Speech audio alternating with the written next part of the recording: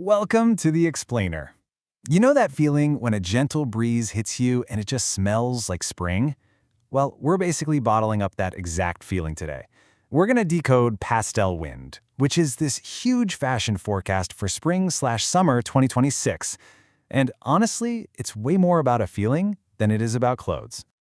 But yeah, before we get into the fabrics and the colors and all that, let's just talk about a feeling. I mean, think about it. Our world is so noisy, so full of information all the time. What's the one thing we're all kind of craving? Well, it seems to boil down to these three simple things. We want lightness, we want subtlety, and we want color that feels, healing, not shouting at us. It's basically fashion's way of responding to our totally overloaded brains, you know? A little escape into something calmer. And look, this isn't just some vague idea floating in the air. This is coming from some serious research. We're diving into a major report put out by Douyin Mall, the social commerce giant, and WGSN, the world-famous trend forecasters. These guys have literally crunched the numbers and read the cultural tea leaves to figure out how this mood is about to become a huge global fashion movement. And they've taken this entire feeling and given it a name, pastel wind. It's so much more than just another trend. You gotta think of it as an aesthetic that's born directly out of that collective need we all have for a little bit of calm, some lightness, and yeah, a touch of healing. Okay, now this is where it gets really cool. Pastel wind is not just about wearing, baby pink or light blue. The inspiration for it goes way deeper into the art of traditional Chinese pastel glazed ceramics. Just picture an ancient vase with that soft, layered, multicolored glaze. That's the feeling. The whole idea is to capture that kind of depth and artistry in what we wear.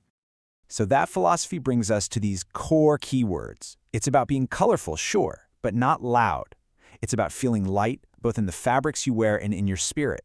It's about having this gentle vibrancy and, maybe most importantly, finding a new kind of freedom in how you put yourself out there.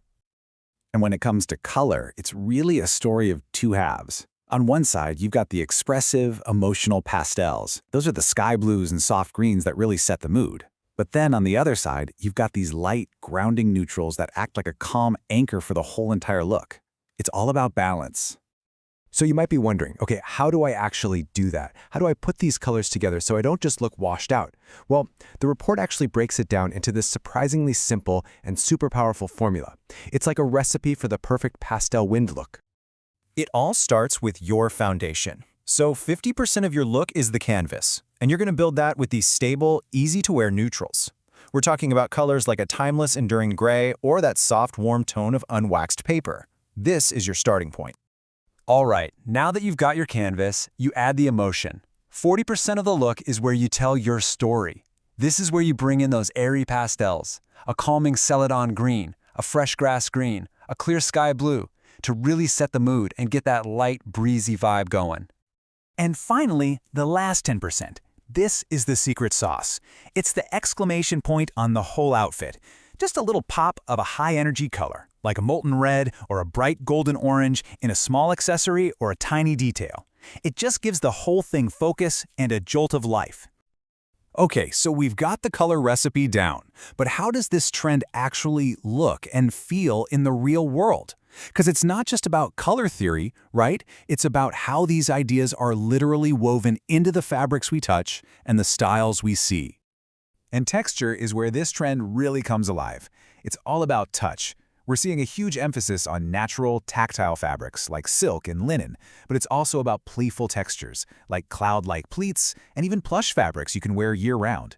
And there's this huge respect for craftsmanship, details like tassels, beading, and embroidery that just add so much soul.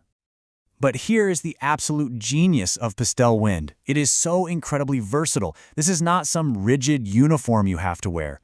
You can see its spirit in something like social sport, which is super clean and energetic, and then you can see the exact same spirit in its total opposite, local, quiet luxury, which is all about subtle, crafted elegance.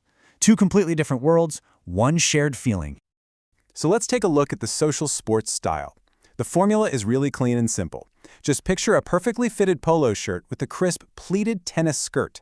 The accessories are super minimal, super functional, maybe a simple watch. It's a look that takes you right from the tennis court to brunch without skipping a beat. And then, on the complete other end of the spectrum, you have local quiet luxury. This style is built on a whisper of minimalist linen or silk. Here it's all about the details, subtle embroidery, beautiful beading, maybe a culturally significant accessory that tells a really quiet but powerful story of heritage. So we've gone through the feeling, the colors, the textures, the styles, but let's just zoom out for a second. What's the big idea here? Why does this whole pastel wind thing actually matter? Well, the report really boils it down to 3 key takeaways. First, and this is the most important one, the emotion behind it.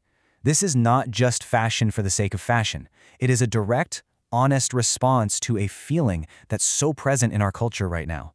It's about our shared desire to just slow down a bit, soften the edges, and find a little peace. The second big takeaway is the aesthetic itself. And if you remember one thing about the actual look, make it this. Pastel wind is about layering, just like the glaze on that ceramic vase. It's asking us to think about fashion in a deeper way, beyond just color, to appreciate texture, craft, and subtlety. And finally, the third takeaway is its greatest strength, freedom. The real value of pastel wind is that it doesn't try to put you in a box. It's a flexible framework. It adapts to you, whether your personal style is sporty or minimalist or anything in between. It just gives you a new, kind of poetic way to express yourself. So when you boil it all down, pastel wind isn't really a trend you're supposed to follow. It's more like a new language you can learn to speak. It gives you the colors, the textures, the ideas. The only question left is, what story will you tell with it?